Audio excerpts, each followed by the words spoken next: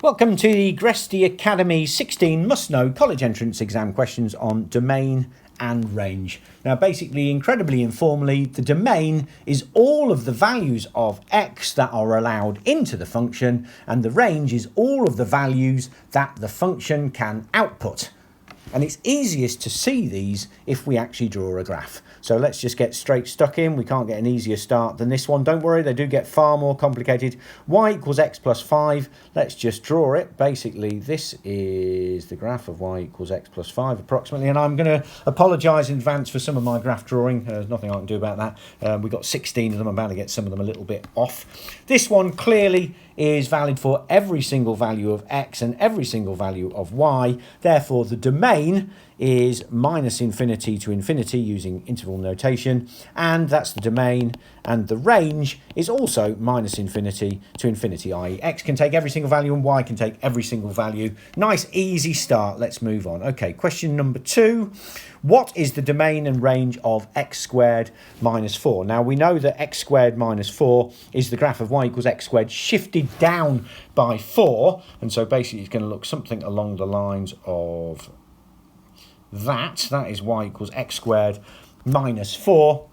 And therefore, the domain, we know that it's going to be able to take every single x value. So the domain is still minus infinity to infinity. And the range this time, well, basically, y can only take values greater than or equal to 4. So the range is minus 4, including minus 4. That's why I've done the square bracket up to infinity. That's the answer to number 2. And the reason the range is that is because it's impossible for y to take values less than minus 4. Okay, question number 3. What is the domain and range of minus x squared minus 4? Well, okay, y equals minus x squared is just this way round here, and then we've shifted it down by 4 again, and so therefore we now have a graph something along the lines of this. And still, we know that it's going to take every single x value eventually. So the domain is still minus infinity to infinity. This time, the range, though, is minus 4. The range this time, my apologies, is minus infinity to minus 4. Because y cannot go above minus 4 this time. So that's the answer to number 3. Okay, question number 4. What is the domain and range of log x? Well, obviously, log x is an extremely well-known one. They ask this all the time. Here is the graph of y equals log x. Looks something along the lines of that. Again, I'm not saying these are the world's most accurate graphs, but this is the idea of it.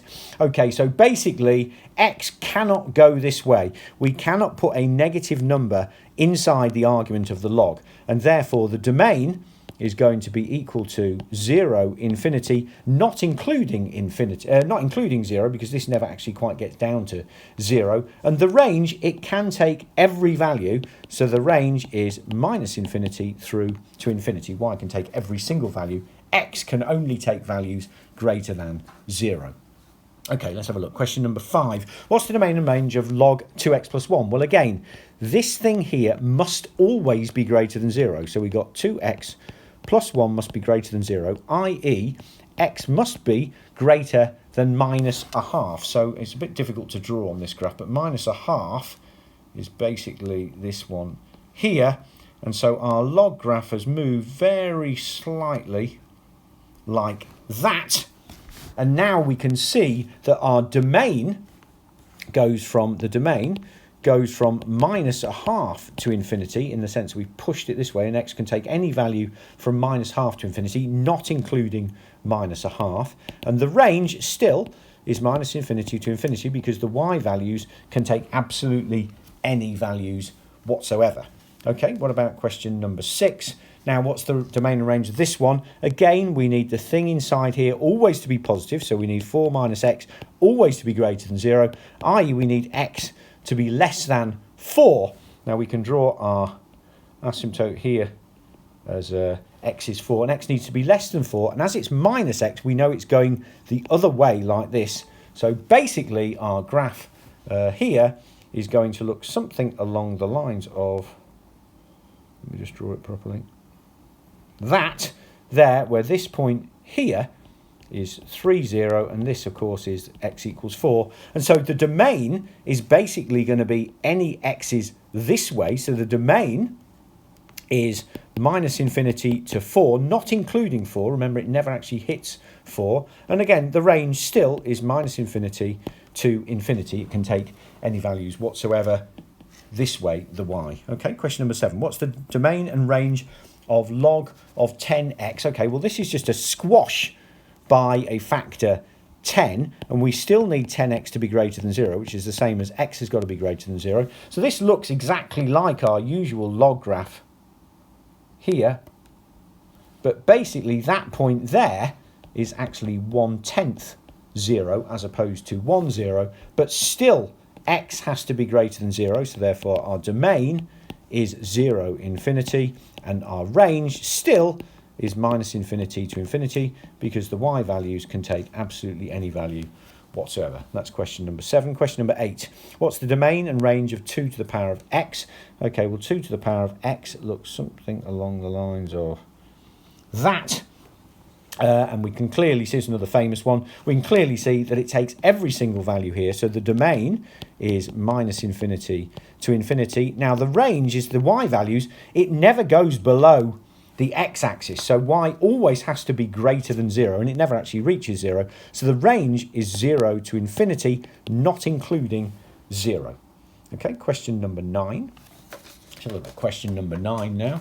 Question number 9, y to the 2x minus 1. Well, all that x minus 1 means is that we have shifted the curve right by 1. And so basically our curve would now go through this. It's a little bit hard to see, but our curve goes like that. It's just been shifted by 1 that way, but it doesn't affect the range, and it also doesn't affect the domain, because even though it's shifted by 1 right, the domain is still minus infinity to infinity, and the range is still 0 to infinity, in the sense that y cannot get below the x-axis and it can't touch the x-axis either. Question number 10. What's the domain and range of 4 to the x minus 2 add 3? Okay, well, x minus 2, all that does is it's shifting it rightwards by 2, and the plus 3 means it's shifting it up. So we need to have a look here at the line y equals 3. Here's the line y equals 3. So now that is our lower bound, and basically now our graph looks something along the lines of that, which has been shifted right, but still our domain is every value of x minus infinity to infinity. Our range, well, it won't go below y equals 3, so our range now is equal to 3 infinity, not including 3, because it never actually hits 3. Okay, what's the domain and range of y equals 1 over x? This is another very famous graph, so the graph looks something along the lines of that and that. Basically, it takes every single value except x equals 0 and y equals 0, and the way that we write that is our domain is minus infinity to 0, curved brackets, union 0 to infinity, curved brackets, which basically means not 0, and our range is exactly the same as well, minus infinity to infinity, curved bracket, union 0 to infinity, again, not 0. And the reason not 0 is that we got an asymptote here at 0 and we got an asymptote here at 0. Okay, this one. What's the domain and range? Y equals 1 over x plus 5 minus 3. Okay, well, x plus 5 shifts the graph that way by 5, and that minus 3 shifts the graph down by 3. And so now our centre has basically become minus 5 minus 3, which is there. That's the point minus 5 minus 3, and our asymptote here will be at minus 5, and our y asymptote will be at minus 3, and the graph will now look like that.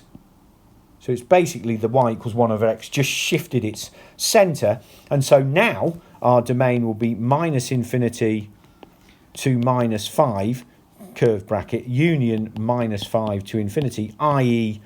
not minus 5, because we've got a vertical asymptote there, and that's the domain, and the range will be minus infinity to minus 3, union minus 3 to infinity, i.e. not minus 3, because we have a horizontal asymptote there. Okay, that's question number 12. Question number 13, y equals root x. This is one a lot of people get confused with. Y equals root x looks something like that. basically it's only the top half. It's not y squared equals x, which would also have the bottom part. It's only the top half, because that square root sign there only ever produces a positive answer. So clearly here we have to have x is going to be greater than or equal to 0 and y is greater than or equal to 0. So our domain is 0 to infinity, 0 infinity, including 0, and our range is also 0 infinity, including 0. Question 14, okay, now this one, we need that 1 minus x under the square root to be greater than 0. We can't have anything negative under that square root. Therefore, we need that 1 minus x has got to be greater than or equal to 0, i.e. x must be less than or equal to 1. And this thing here shifts it down by 5. And therefore, we have, where would it be? Basically, we have here the point 1 minus 5.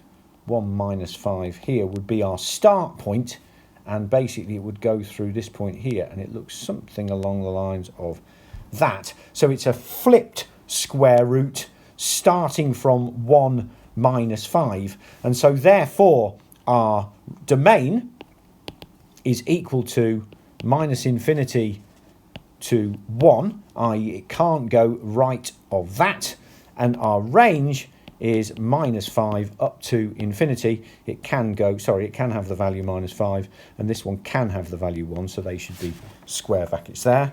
Okay, that's that one. Question 15, what's the domain and range of this quadratic here? Well, if we complete the square, y squared minus 6x add 5, x squared is x minus 3 squared minus 4, which makes it easy to draw, which basically means its vertex is 3 minus 4, which is here, which means that the quadratic is something along the lines of that, which means that our domain again is going to be minus infinity to infinity, because it can take any x value all the way along there. Whoops, sorry, my apologies, not that. But the range is basically only going to be anything above minus 4, including minus 4. So the range is going to be minus 4 square bracket to infinity. And the final one is basically exactly the same as the last one, except it's the modulus. So all it does is it's exactly the same graph here, but it's flipped up. And so it looks basically something along the lines of that. That's what the modulus, the absolute, does. So the domain is still exactly the same, minus infinity to infinity. It can take any x value, but the range is 0 to infinity, in the sense that that modulus does not allow y to take any negative values whatsoever. Okay, well, I hope this was a very nice, quick, last-minute refresher into domain and range on these graphs. If you've enjoyed this video, please like it and subscribe to the Gresty Academy YouTube channel, where we've got tons of other last-minute refreshers like this. Okay, thank you.